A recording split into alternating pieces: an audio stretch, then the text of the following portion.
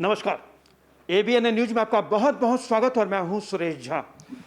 Supreme court ने kidnapping के एक मामले में अलग हट के फैसला सुनाया है और वो फैसला ये सुनाया है कि तेलंगाना में एक ऑटो चालक ने 6ठी कक्षा में पढ़ने वाले एक बच्चे का किडनैप कर लिया था।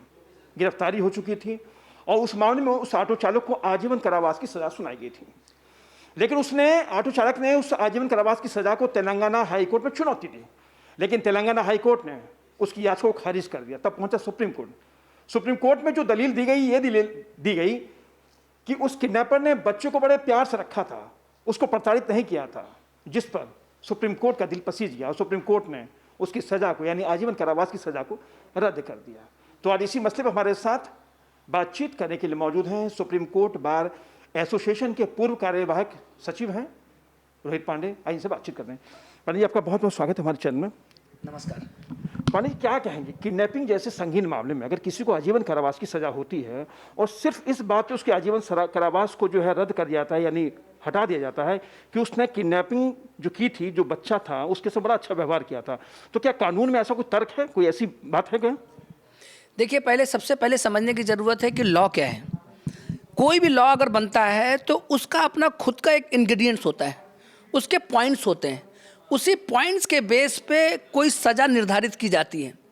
अगर उस किसी सेक्शन में अगर कोई पॉइंट अगर मिसिंग है तो वो कंप्लीट ऑफेंस नहीं माना जाता है, तो उसका कहीं ना कहीं एडवांटेज जो है एक्यूज्ड को मिल जाता है। जो जिसमें अभी आपने कहा कि जो मामला अभी सुप्रीम कोर्ट का आया है कि किडनैपिंग के मामले में उम्र कैद की जो सज़ा होनी थी उसको कम करके 7 साल की सज़ा कर दी गई है, तो ये एक बड़ा फैसला है सुप्रीम कोर्ट का। सुप्रीम कोर्ट का अपना एक पावर है और वो सीरियसनेस क्या है केस की वो देखता है कोर्ट, तो उसी बेसिस पे फैसला सुनाया जाता है। देखिए सर, क्या कहेंगे उसकी आजीवन कारावास की सजा जिस तरह से थी, क्योंकि किडनैपिंग का मामला था, बड़ा गंभीर मामला है, लेकिन सुप्रीम कोर्ट ने सिर्फ इस बात पे उसकी आजीवन कारावास को सजा को निरस्त कर दिया कि उसने बच्चे के साथ बहुत अच्छा व्यवहार किया था। क्या कानून में मानवता देखी जाती है कि अगर कोई क्राइम करता है तो?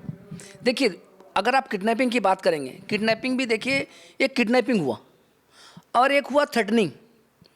तीसरा पॉइंट आता है थ्रेटनिंग टू कॉज डेथ, कि उसको अगर धमकी देता है, अगर आप मेरी बात नहीं मानोगे, अगर फिरौती नहीं दोगे, पैसे नहीं दोगे तो जान से मार देंगे। तो उसके सीरियसनेस पे, मैंने पहले भी कहा कि सीरियसनेस पे आप जाएंगे तब जाकर के उसका फैसला सुनाया जा सकता है। सीरियसनेस ये है कि इस मैटर में कि कहीं कोई फिजिकल हार्म नहीं था, कहीं कोई इंजरी नहीं थी, कहीं कोई ग्रेवियस इंजरी नहीं थी, जिसकी वजह से सुप्रीम कोर्ट ने उसके हक में फैसला सुनाया। तो यानी आप सुप्रीम कोर्ट के फैसले से सहमत हैं? आप बिल्कुल सहमत हैं।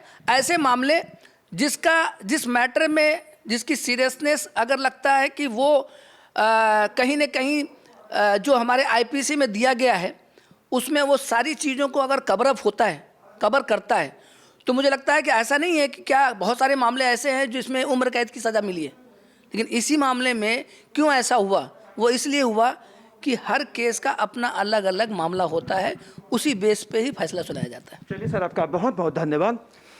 ये थे सुप्रीम कोर्ट बार एसोसिएशन के पूर्व कार्यवाहक सचिव रोहित पांडे जो हमारे साथ बातचीत कर रहे थे।